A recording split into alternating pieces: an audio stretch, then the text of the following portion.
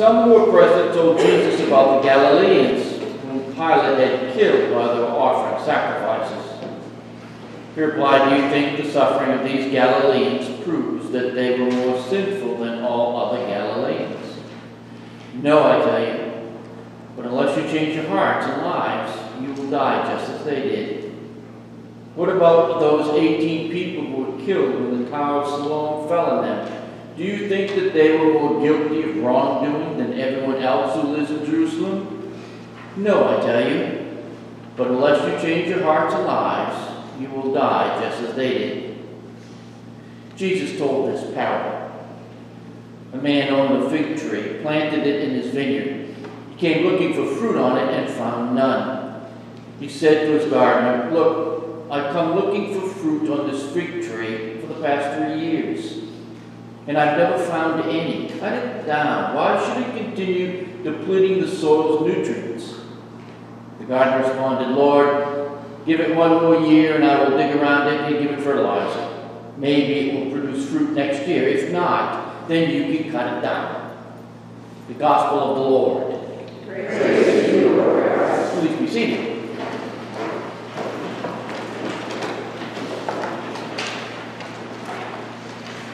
There's a medical column in the Daily News where people write in questions regarding their medical issues, and the doctor responds with clinical advice.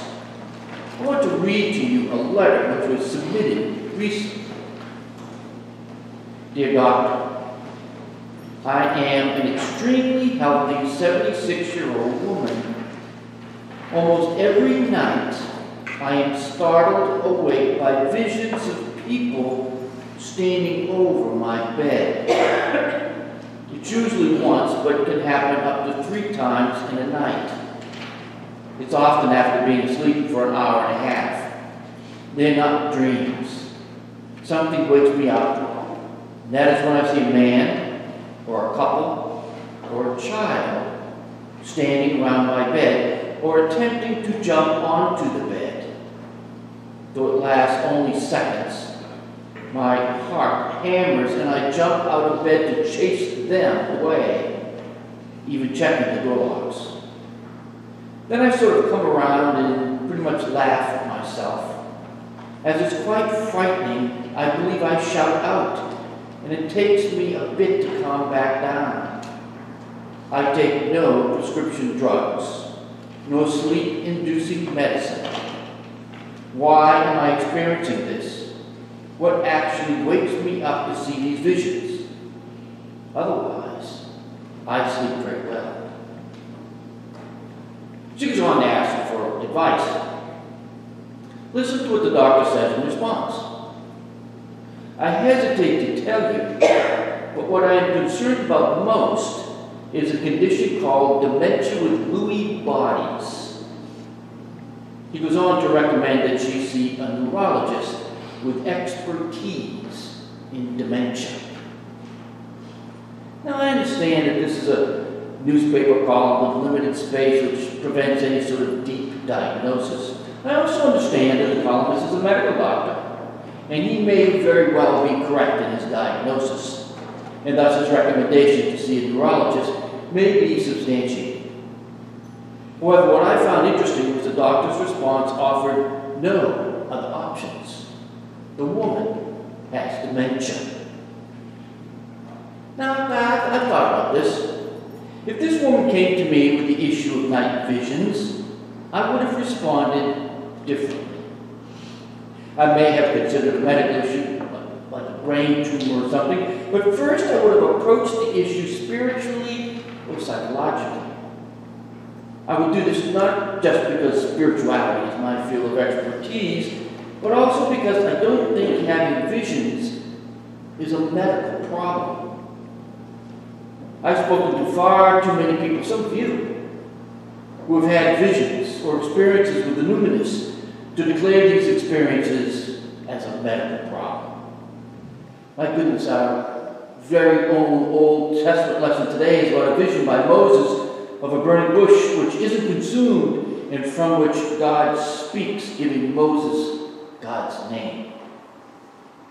I know, people's response will be, that only goes to show that Moses was suffering from dementia with Lewy bodies. Their position is that stories like the burning bush make one believe less, not more, in the Bible. Reason dictates. That's fine. But how many of you have heard a voice from a deceased relative? Or suddenly out of nowhere smell the aftershave of your deceased dad? Or have seen an apparition? Are you suffering from dementia? I've been with a fair number of people who are close to death, and they have shared with me how they have been visited by deceased spouses and relatives. I used to think, as the medical profession states, that such visions are hallucinations brought on by a combination of pain medications and the deterioration of the brain. And yet I have had lucid conversations with people who have experienced these visions, and to a person, like this woman who wrote the letter, each has strongly stated to me that they are not crazy, or drugged, or semi-brainless. They're very lucid and clear-headed during the experiences. For example, Mary Glasspool, a previous bishop associate of our diocese, told one of our own Lenten classes how a few days after the death of her father, he came to her one night while she was in bed. Mary explains how it was not a dream, but a true vision. She shares how her dad spoke to her, and she spoke to her dad. And that what he said had changed her life. She related how people said the vision wasn't real, that it was a result of grief. And she admits that she was grieving the death of her father, but the vision was not a result of grief, she says. It was real. Thus, if the woman who wrote the letter to the doctor come to me, I first would try to allay her fear, even though each one of our hearts would be pounding out of our chest if such an incident happened to us. I then would suggest she speak to those persons who visit her, like Mary did. Talk to them. Ask them questions. Who are you? Why did you come and visit me? Are you here to help me? Am I supposed to help you? In other words, my response would be a spiritual, mystical response. The doctor's response is a rational response. Now, what I'm trying to bring to light is a much deeper issue than between a doctor and a priest. The issue is the importance of revelation and reason as the two pillars of life. Genesis 1:26 tells us that human beings are made in God's image. All of us have that spark of the divine in us. It is one of the characteristics that separates us from animals. And because each of us are fractals of eminence of the source or essence of that which was, is, and shall be, all humans are equal. William James, the famed psychologist, states in his book, The Varieties of Religious Experience, that humans have this door, a window or an opening inside of us that we can climb through to touch, to kiss the non-physical, the mystical. Revelation is communication and manifestation of the divine, the infinite into the physical. Revelation is seeing God's awesomeness in everyday life. But all of us, especially if you're sitting here today in church, you already know this. The Bible and certainly lots of contemporary books are replete with all sorts of people from different cultures and languages and even different religions who witness to human divine communication. Again, our story about Moses and the burning bush is just such an example. Revelation, the awareness of something more than this physical world, is a pillar of life. However, revelation cannot stand alone. The bestowed upon gift of revelation to humans requires our other natural gift, and that is reason. Revelation without reason leads to theocracy. Just look at Saudi Arabia or Iran. Or look closer to home. 2 weeks ago, two persons wandered into our Lenten class. I think they probably came for the AA meeting, which normally meets in the parish hall, but they suddenly found themselves in the midst of our class. As a result of comments that one of them made, they communicated that they believed the Bible to be literally true, every single word of it. God wrote it, we are to believe it. And despite attempts to explain that the Bible was written by believing humans who love God and yet were also conditioned by virtue of the historical era and culture, reason to them just isn't allowed. Theocratic, fundamentalist belief rejects the ability to think through issues. Thus, reason is not to be allowed when it comes to Scripture. And that to me is just simply untenable. Denying reason is to deny our God-given ability to think. Thus, the second pillar of life is reason, as I mentioned. Reason is the ability to think through issues. Only humans can reason. God gives it to us, and thus we should use it. However, just like revelation cannot stand on its own, reason also can't stand on its own. Without revelation, without a belief in God or essence, or whatever you may call the divine, then all morality is simply subjective. Reason-only societies become authoritarian and unequal.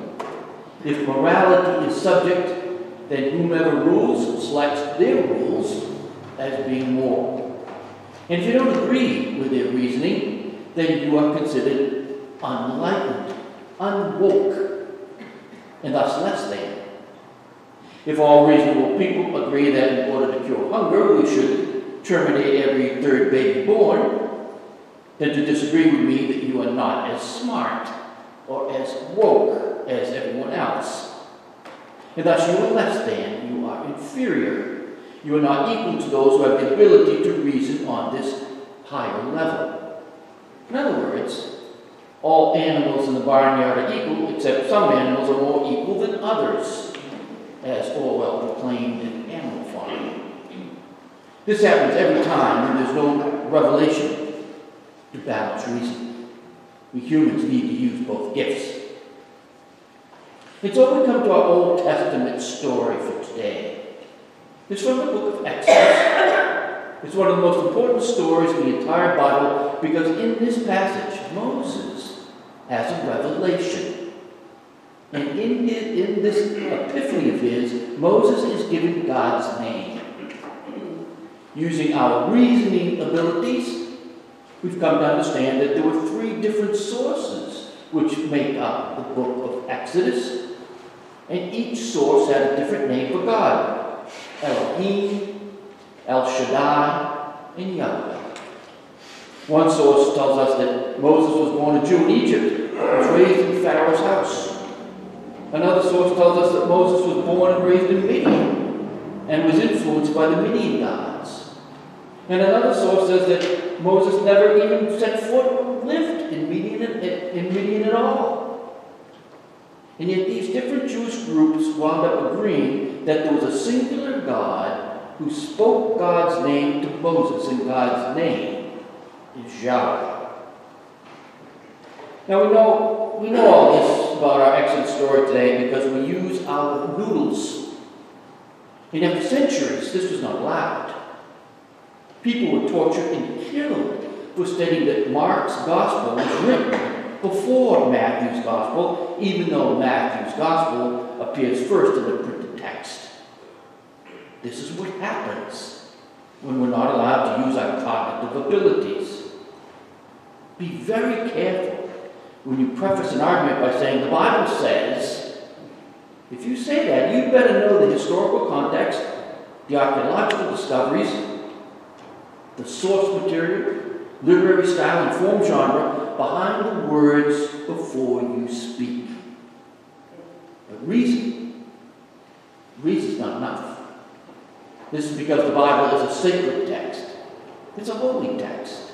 It was written by faithful believers to pass on their experience of God's presence in their lives. And so we turn to Revelation. The rational thinking secular non-believer will look at today's reading from Exodus and say it's a fairy tale. Bushes don't burn while being consumed, and certainly there's no proof of a divine presence. It's a cover story to display how the ancient Jews came up with the name Yahweh, or I am what I am, or I will be who I will be. But in truth, these are not even accurate translations of the name. Really, the name for God is best translated as simply be or is. I like that. Moses, says God, tell the people that you spoke with is, or be itself. Reason is great in assisting us to understand how something happens or happened. But it's not good at telling us why something happens or happened. Today's story isn't about a miracle of God breaking all the laws of nature. Instead, this story is about another kind of miracle. And that miracle is the witnessing of the miracle of the divine all around us in the world. Victorian-era British poet Elizabeth Barrett Browning, she commented on this passage.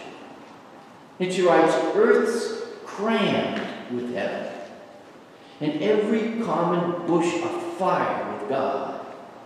But only he who sees takes off his shoes." One could assume just about anyone will notice and look at a burning bush. Certainly here in Southern California, we take very much notice of burning bushes. But most look and then move on. There's nothing else to see. But Moses is different.